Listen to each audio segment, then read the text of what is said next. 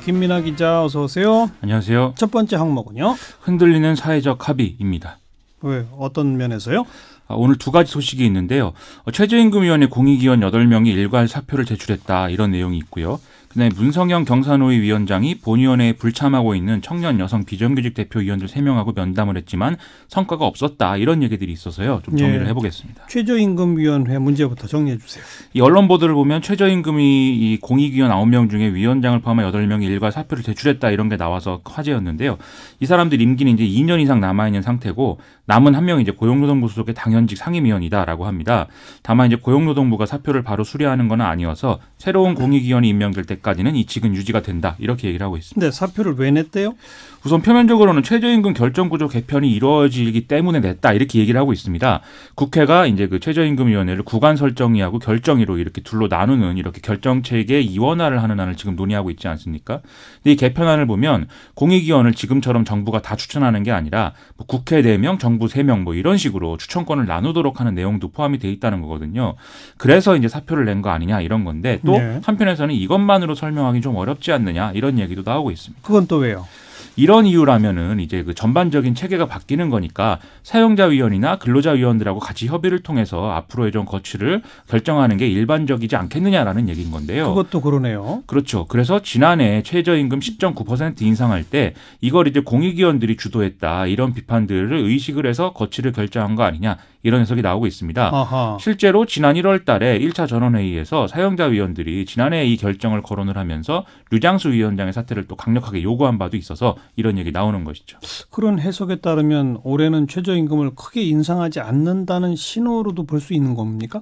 이 사람들이 그렇게 직접적으로 얘기하고 있는 건 아닌데요. 뭐 공익위원 8명이 정부하고 최소한의 교감 없이 뭐 집단으로 사표를 내는 일은 쉽게 상상할 수가 없기 때문에 아무래도 뭐 그런 취지의 얘기가 아닐까 하는 해석도 나오고 있습니다. 물론 지금 류장수 위원장 등의 공익위원들은 뭐 그런 취지는 전혀 아니다 이렇게 얘기를 하고 있는 상황입니다. 그런데 지금 노동계 쪽은 그 최저임금 결정구조 개편 그 자체에 또 반대하고 있잖아요.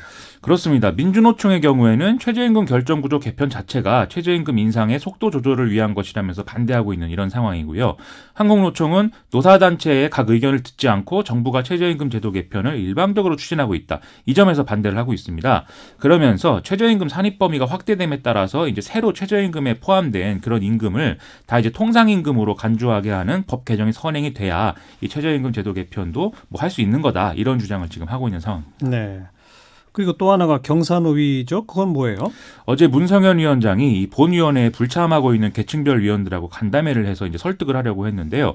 이 계층별 위원들은 탄력근로제 합의안이 미조직 노동자들에 대한 보호장치 등을 포함하지 않고 있다. 이 이유로 불참 의사를 바꾸지 않는 상황이라고 합니다. 문성현 위원장은 이 위원들이 본회의에 계속 본위원회에 참여할 수 있도록 최선을 다하겠다라고 얘기를 하긴 했는데요. 하지만 뭐 불투명한 상황이 이어질 것 같습니다. 그래서 탄력근로제 합의안은 의결이 안 된 채로 그냥 국회로 넘어갔잖아요. 그렇습니다. 다른 주제들도 그렇게 될 가능성이 크네요. 특히 노사 간 입장차가 지금 큰 ILO 협약 관련 대목이 좀 그렇게 될 수 있지 않겠느냐 이런 전망이 나오는데요. 지금 경영계가 ILO 협약 비준의 전제로 이 협약하고 직접적으로 상관이 없는 내용들, 뭐 사업장 점거 금지라든지 단체 협약의 유효기간 연장이라든지 파업 시의 대체근로 인정 이런 것들을 요구하고 있는 상황이라는 거죠. 네. 이에 따라서 노동계도 자기 요구안을 이제 추가하는 이런 식의 논의가 진행이 돼서 합의가 더 어려워진 상황이라는 건데요. 어제 경사노위 산하 노사관 제도 관행 개선위 공익위원들이 경영계의 양보를 사실상 요구하는 또 기자회견을 열어서 좀 논의를 정리하려고 하는 그런 모양새를 보이지만 중심을 잡기는 여전히 쉽지 않은 그런 상황인 것 같습니다. 우리나라는 이 사회적 합의 참 어려워요. 아직은 대단히 어려운 상황입니다. 시사위기 두 번째 항목은요. 테러의 악순환입니다. 그러게요. 뉴질랜드 테러 참 큰 충격인데 네덜란드에서 또 뭐 그런 게 있다고요? 현지 시간 18일 네덜란드 휘트레흐트에서 총격 사건이 발생해서 3명이 숨지고 5명이 다쳤는데요. 직접 총격을 하고 도주한 이 터키계 용의자가 사건 발생 7시간 만에 붙잡혀 있는 그런 상황이고 이후에 또 추가로 2명이 체포가 됐다고 합니다.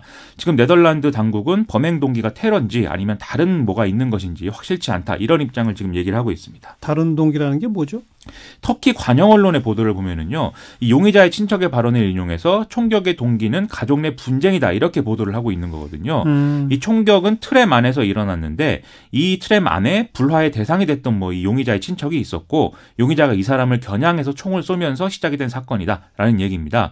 반면 BBC의 이제 터키어 웹사이트의 보도에 따르면 이 용의자는 몇 년 전에 터키에서 이슬람 국가 IS 연계 혐의로 구속됐다가 풀려났다 이런 얘기도 나오고 있기 때문에 범행 동기가 더 조사가 돼야 된다는 것이죠. 그 뉴질랜드 테러에 대한 보복일 수도 있다 이런 얘기도 나오더라고요. 그렇습니다. 그래서 이제 더 불안한 상황인 건데요. 실제 지금 이슬람 국가가 자기들 선전 매체를 통해서 무슬림 50여 명을 사망하게 한 뉴질랜드 테러의 복수를 다짐하는 이런 내용의 음성을 공개한 상황이거든요. 예. 그래서 보복 테러가 아닐까 좀 불안한 상황인데 좀 더 고약한 상황이 각국의 정치권이 좀 이런 상황들을 자기의 유리한 방식으로 이용하고 있다. 이 점일 것 같습니다. 지금 터키가 무슨 선거 치르는데 이런 상황을 이용한다면서요?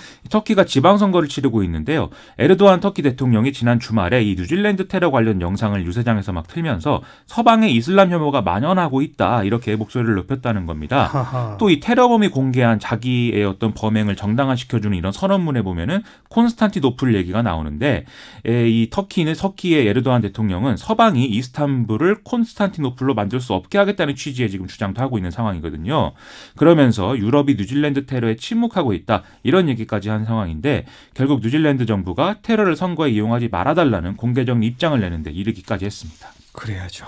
네, 수고하셨어요. 고맙습니다. 김민하 기자였습니다.